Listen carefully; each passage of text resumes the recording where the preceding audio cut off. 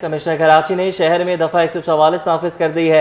शहर भर में कहीं भी एहतजाज, मुजाहरों और रैलियों पर पाबंदी आयद की गई है। 5 से ज़ायद अफराद के इज्तिमा पर भी पाबंदी लगाई गई है।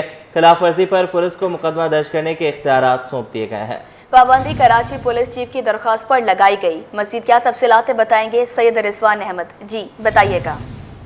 जी बिल्कुल, देखिए कमिश्नर कराची ने additional inspector general police Karachi range की दरख्वास्त पर शहर भर में दफा 144 का फौरी तौर पर नफाज कर दिया है।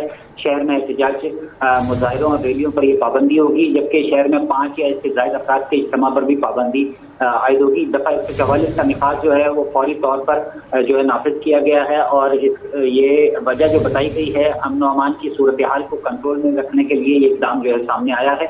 और इसके साथ साथ ये भी कहा गया है कि पाबंदी का इत्तलाक जो है फौरी तौर पे होगा। पुलिस को इस सिलसिले में जो है वो हिदायत की गई है कि वो इसकी खिलाफ वर्जी पर फौरी तौर पर मुकदमा दर्ज कर सकती है। जी बहुत शुक्रिया आपका।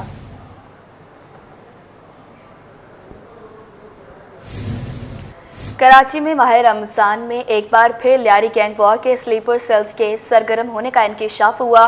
वसीउल्लाह लाखों बैरून मुल्क बैठकर कराची में बत्ताखोरी का नेटवर्क चला रहा है। बात करने के लिए मिराज अख्तर से अपडेट लेंगे, बताइएगा। आज देखिए कराची में जैसे जैसे माह रमज़ान आगे बढ़ते जा रहे हैं अख्ताम की जानिब, तो रमज़ान में हमने ये देखा कि जहाँ स्ट्रीट क्राइम में, गाड़ियों की चोरी में, मोटरसाइकिल की चोरी में, मोबाइल फ़ोन छीनने की वारदातों में और जो पर्स छीनने की वारदातों में बहुत ज़्यादा तेज़ी आई और वो वारदातें बढ़ी। उसके साथ साथ ही भत्ताखोरी की वारदातें जो है उनमें भी इजाफा हुआ है।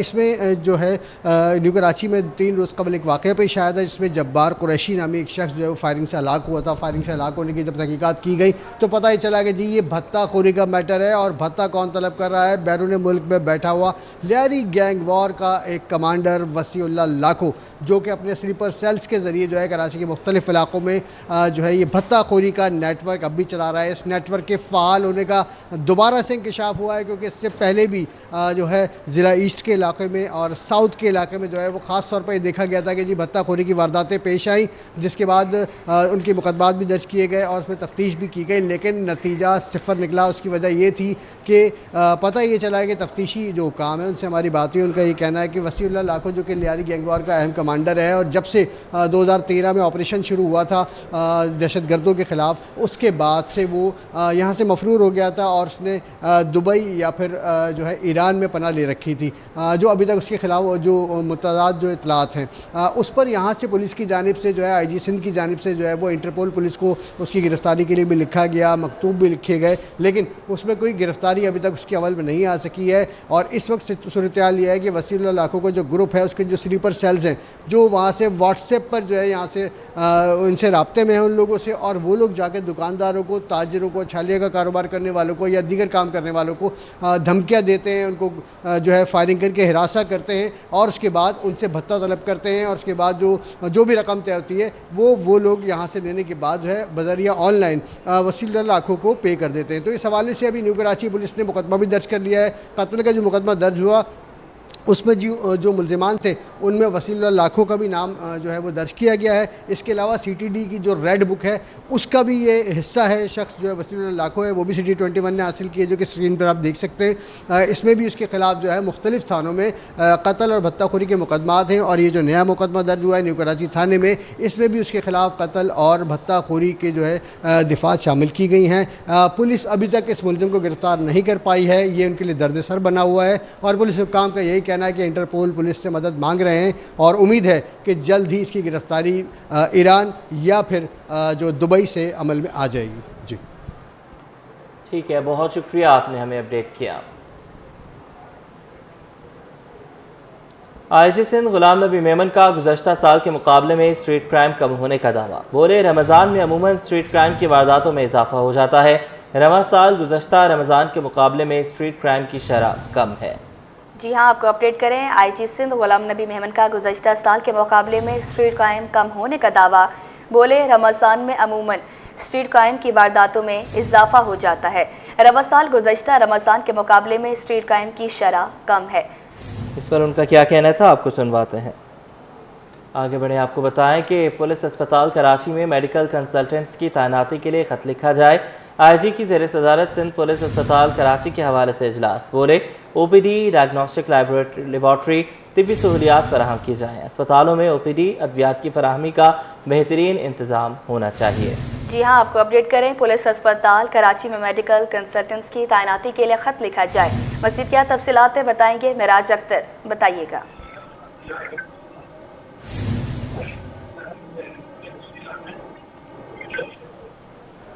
मिराज हमारे साथ मौजूद होंगे। पुलिस अस्पताल कराची में मेडिकल कंसल्टेंट्स की तैनाती के लिए खत लिखा जाए।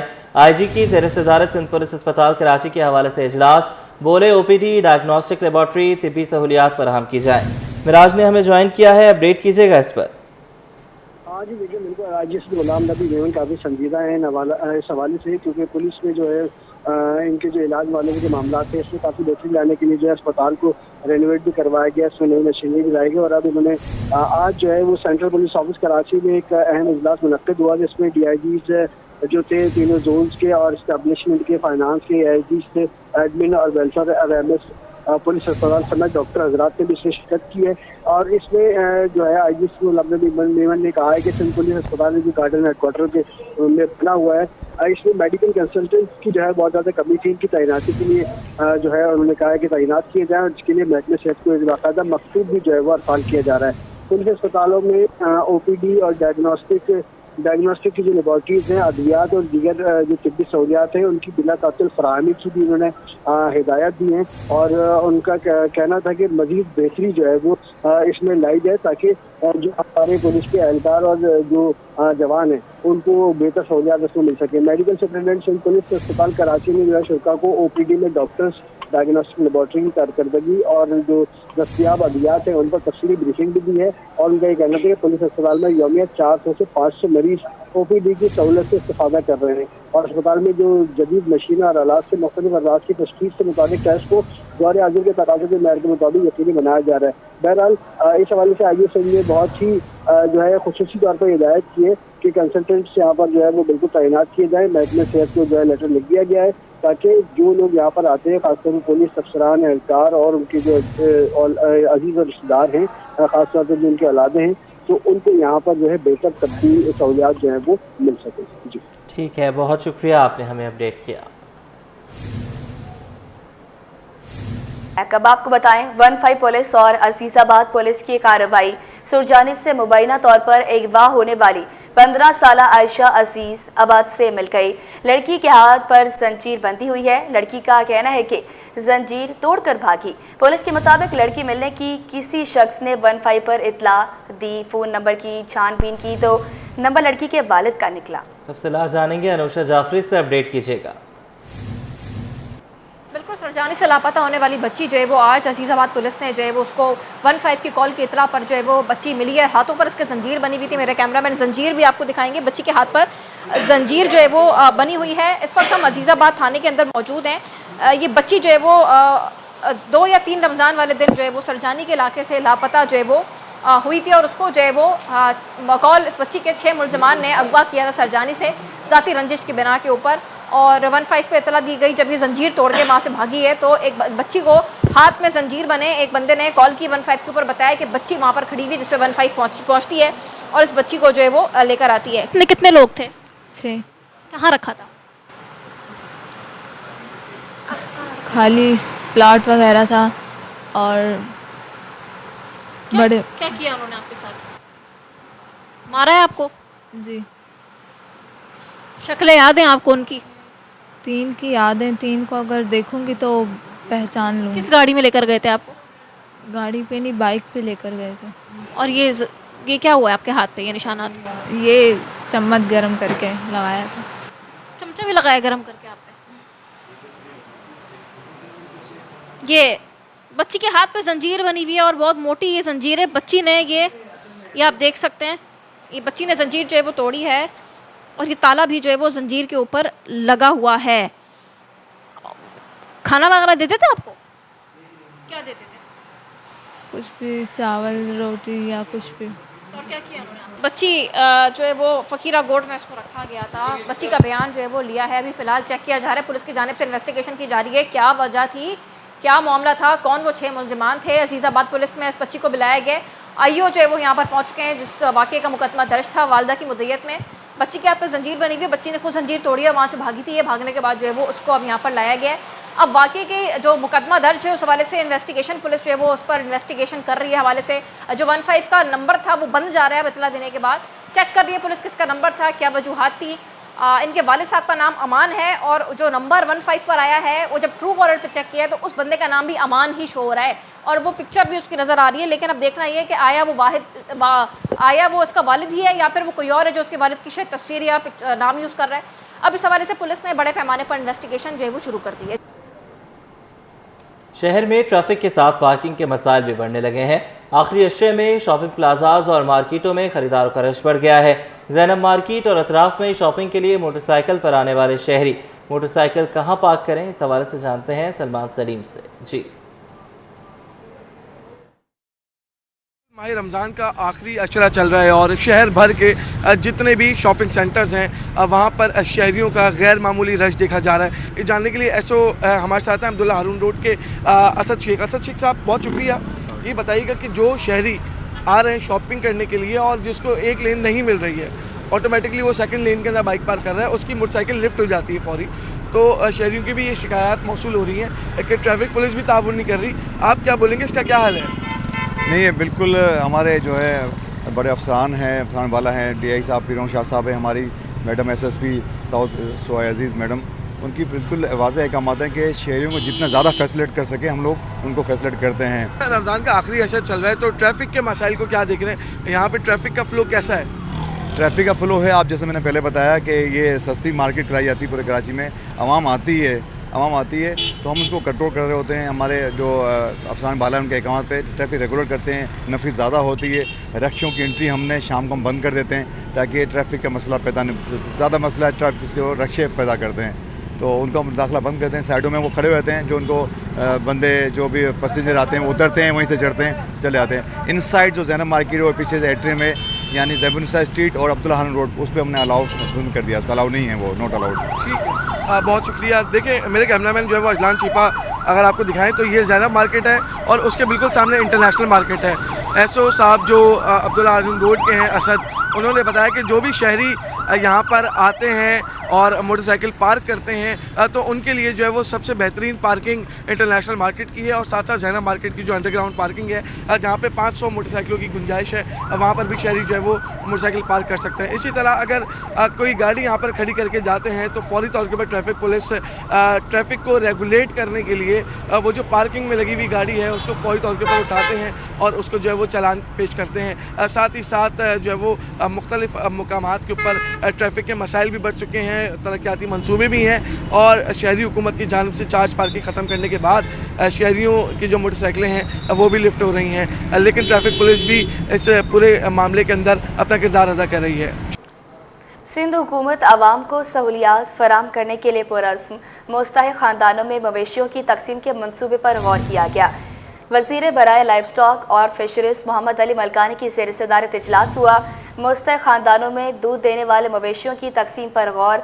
8 से 10 लीटर दूध देने की सलाहियत वाले मवेशी भी फराम किए जाएंगे। आज जमाली हमारे साथ हैं, अपडेट कीजिएगा इस पर।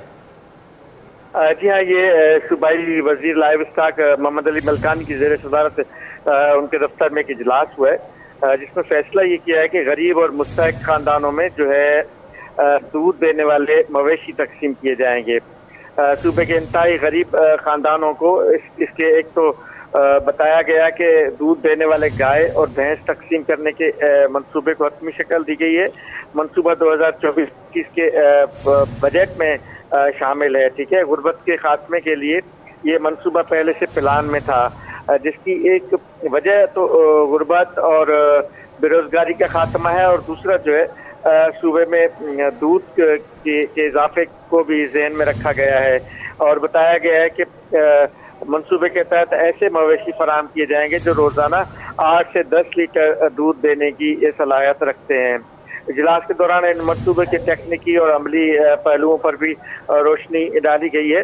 सूबाई वजीर मोहम्मद अली मलकानी का कहना था कि मवेशियों की तकसीम के दौरान शफाफियत और मेरिट को यकीनी बनाया जाए। मवेशी ऐसे ख़ानदानों को दिए जाएं जो इंतहाई गुर्बत का शिकार हों।